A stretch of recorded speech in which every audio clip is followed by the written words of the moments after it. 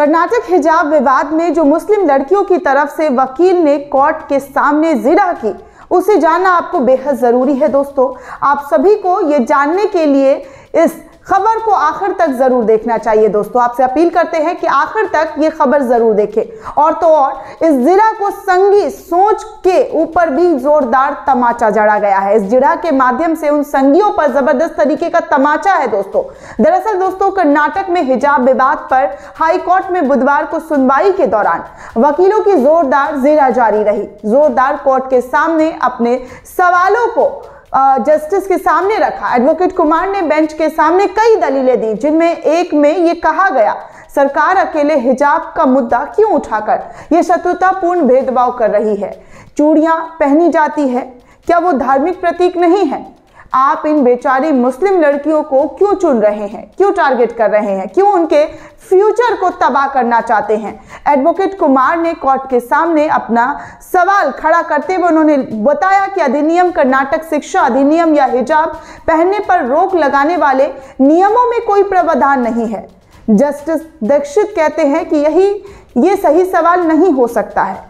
अगर इसे ऐसे ही देखा जाए तो कोई भी कह सकता है कि क्लास में हथियार ले जाने के लिए किसी लाइसेंस की जरूरत नहीं है, क्योंकि कोई रोक नहीं रहा है। मैं तार्किक रूप से विश्लेषण कर रहा हूं कि आपका प्रस्ताव हमें किस ओर ले जा सकता है। यदि ऐसा नहीं होता है तो कृपाण ले जाने पर कोई प्रतिबंध नहीं है। हालांकि नियम 9 के तहत इसे निर्धारित करने की शक्ति है। इस पर अलग से बहस करने की जरूरत है। एडवोकेट कुमार ने कोर्ट के सामने कहा कि सर, जब 100 चिन्ह है तो सरकार हिजाब को ही क्यों उठा रही है? चूड़ियां भी पहनी जाती है। जस्टिस दीक्षित कहते हैं, हस्तक्षेप करते हुए कहा कि जब तक कागज की प्रामाणिकता स्थापित नहीं हो जाती, हम उसके कहे अनुसार नहीं चल सकते हैं। तो एडवोकेट कुमार ने कहा कि मैं समाज के सभी वर्गों में धार्मिक प्रतीकों की विशाल विविधता को ही दिखा रहा हूं। सरकार अकेले हिजाब को ही क्यों मुद्दा बना रही है? सरकार अकेले हिजाब को ही क्यों उठा रही है? और ये शत्रुतापूर्ण भेदभाव क्यों कर रही है? मुस्लिम बच्चियों के साथ चूड़ियां पहनी जाती है, क्या वो धार्मिक प्रतीक नहीं है? आप इन बेचारी मुस्लिम लड़कियों को क्यों चुन रहे हैं, क्यों उनको टारगेट कर रहे हैं? एडवोकेट कुमार ने आगे जिरह करते हुए कोर्ट के सामने कहा कि मेरा कहना है कि अगर पगड़ी पहनने वाले लोग सेना में हो सकते हैं तो धार्मिक चिन्ह वालों को क्लासेस में जाने की अनुमति क्यों नहीं है? क्यों उनको रोका जा रहा है? क्यों उनके फ्यूचर के साथ खिलवाड़ किया जा रहा है? कर्नाटक हाई कोर्ट में मंगलवार को सुनवाई के दौरान दोस्तों आपको बता दें कि याचिकाकर्ता के वकील देवदत्त कामत ने भी भारत के संविधान का कन्नड़ में आधिकारिक अनुवाद बेंच के सामने रखा। कामत ने कहा कि संविधान का कन्नड़ अनुवाद हर प्रावधान में सार्वजनिक व्यवस्था के लिए उसी शब्द का उपयोग करता है जैसा कि सरकारी आदेशों में किया जाता है। इस पर बेंच ने कहा कि हम सरकारी आदेशों की व्याख्या कर रहे हैं, उसके लिए इस्तेमाल किए गए शब्दों की नहीं। दोस्तों, कामत ने आगे सुनवाई के दौरान मंगलवार को यह भी कहा कि कोर्ट से कि ये मामला मार्च के बाद सुना जाए, नहीं तो इससे चुनाव में पॉलिटिकल पार्टी फायदा लेने की पुरजोर कोशिश कर सकती है, इसलिए आप इस मामले को 10 मार्च के बाद सुनिए। हालांकि कोर्ट ने उनकी बात को खारिज करते हुए कहा कि ये चुनाव आयोग से जुड़ा मामला है, हमसे जुड़ा हुआ नहीं है। हाई कोर्ट में सुनवाई के दौरान वकील मोहम्मद ताहिर ने भी कहा कि आपके अंतरिम आदेश के बाद ही आधिकारिक जबरदस्ती हिजाब उतरवा रहे हैं। आपका अंतरिम आदेश अभी तक आया नहीं है, लेकिन फिर भी आधिकारिक लोग जबरदस्ती तरीके से हिजाब को कर्नाटक में उतरवा रहे हैं और जगह जगह पर ऐसी तस्वीरें सामने आ रही है। उन्होंने कहा कि गुलबर्ग में सरकारी अधिकारी एक उर्दू स्कूल में गए और शिक्षकों और छात्रों को हिजाब हटाने के लिए मजबूर किया गया, जिसके बाद कोर्ट ने कहा कि हम इस मामले को देखेंगे। वहीं आपको बता दें दोस्तों कि 10वीं तक के स्कूल में सोमवार से खुल चुके थे। बुधवार से स्कूल कॉलेज दोबारा खुले, लेकिन जब शिवमोगा के कॉलेज में स्टूडेंट से हिजाब हटाकर क्लास में बैठने को कहा गया तो उन्होंने विरोध करना शुरू कर दिया। उनका विरोध प्रदर्शन शुरू हो गया। 30 स्टूडेंट कॉलेज से बाहर निकाले गए और कॉलेज ने इन छात्राओं से कोर्ट के आदेश के अनुसार फैसला आने तक हिजाब ना पहनने की बात कही थी और उनको स्कूल में एग्जामिनेशन हॉल में बैठने नहीं दिया गया।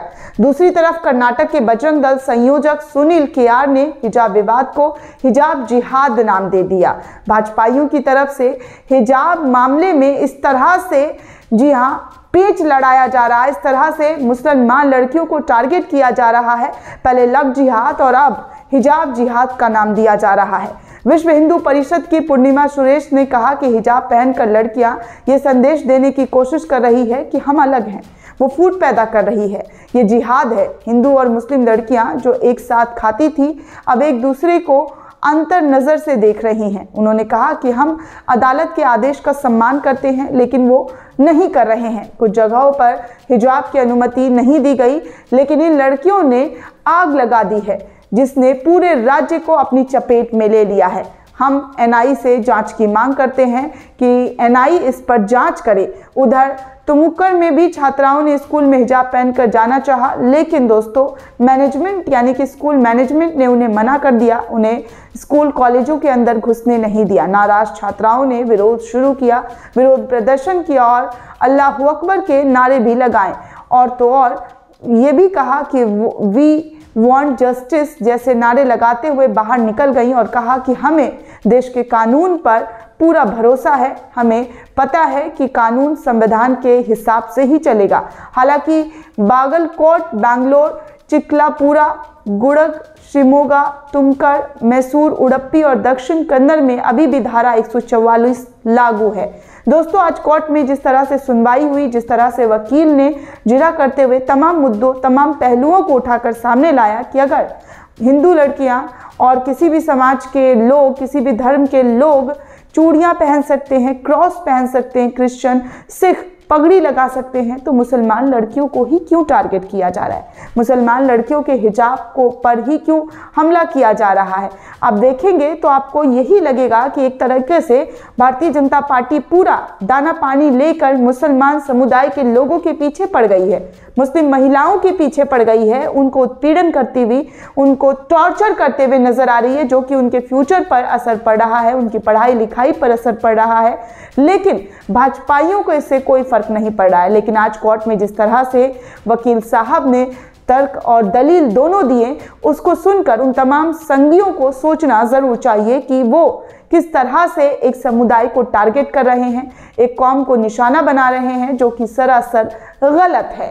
दोस्तों इस पूरे मामले पर आप क्या सोचते हैं, आपकी क्या प्रतिक्रिया है, हमें कमेंट सेक्शन में जरूर बताइएगा। साथ ही साथ द नेशन को सब्सक्राइब करना बिल्कुल भी ना भूलें।